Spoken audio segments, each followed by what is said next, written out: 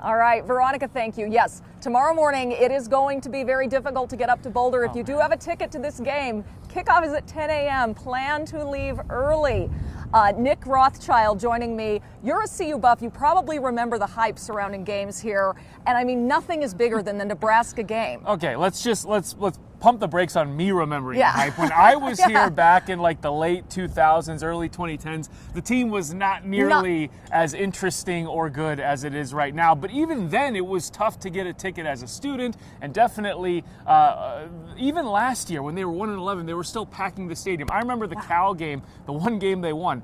Fans flocked to Folsom Field, regardless of how good this team is. And now you have not only Buffs fans coming into town to watch this game, you've got celebrities coming in from all over the country. I've heard a little birdie tell me LeBron James, perhaps Shaquille O'Neal will be here. Wow. Coach Prime has teased a couple of his other famous friends may be coming to Boulder. So yeah, if you're coming tomorrow, I would say get here before the sun is up if you want to make sure you have prime seating. Awesome.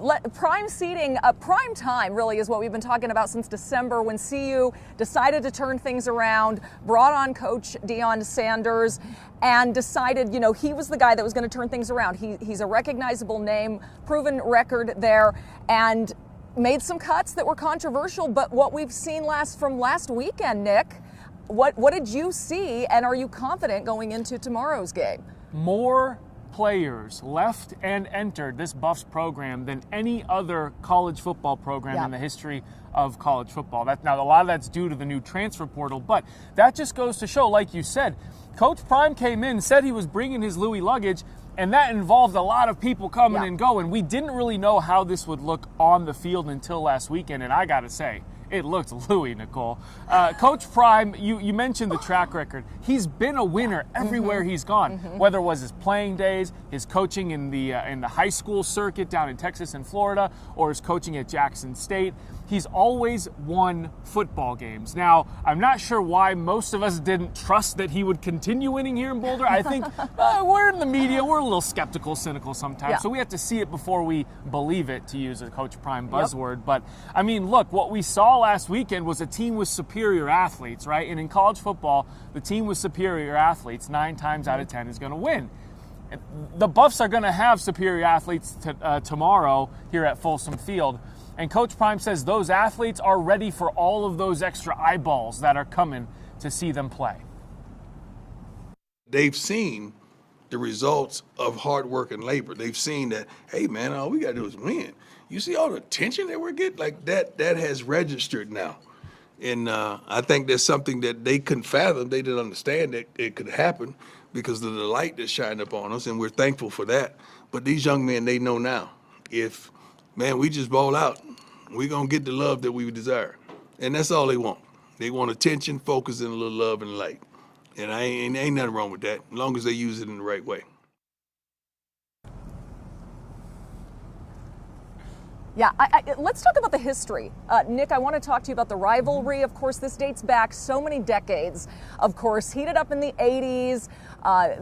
They stopped playing, of course, Nebraska and CU in 2011 when they changed conferences. But this came back with a vengeance in 2018. CU winning the last 2 games in 2018 and 19. And now, what are we expecting? And how do we keep this rivalry alive? Nicole, do you know when they first played their first game, CU and Nebraska?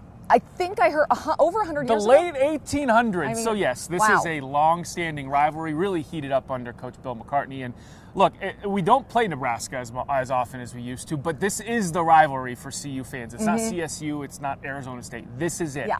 But Coach Prime and his sons, Shedeur and Shiloh Sanders, respectively, safety and quarterback on this team, they're new to Boulder, right? They don't really have the history or the sort of roots in Boulder to know or understand the Nebraska rivalry, but that isn't stopping them for trying to, and all 3 of the Sanders, if you have the last name of Sanders, you know in this town, we don't wear red on game week, and we do not like the Nebraska Cornhuskers. Take a listen to these 2 talking about the rivalry.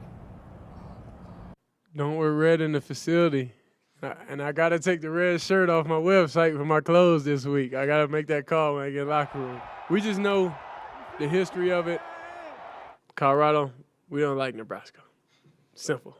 I got some of the diamond turf cleats that are white and red. Okay. Those are my practice cleats. All right. But when someone asks me, why are you wearing red? we practicing stepping on their heads this week. So that's the only exception to wearing red if it's on your shoes. Oh, ouch. All right, yes, taking it seriously, the no red rule. And actually, Brian, we heard some projections yesterday from CU. They think that at least 60% of the seats here are going to be solid gold and black. Pump those numbers for up. The Those Buffs. are rookie we gotta numbers. we gotta Let's get go. that up Oh, a yeah. little bit more.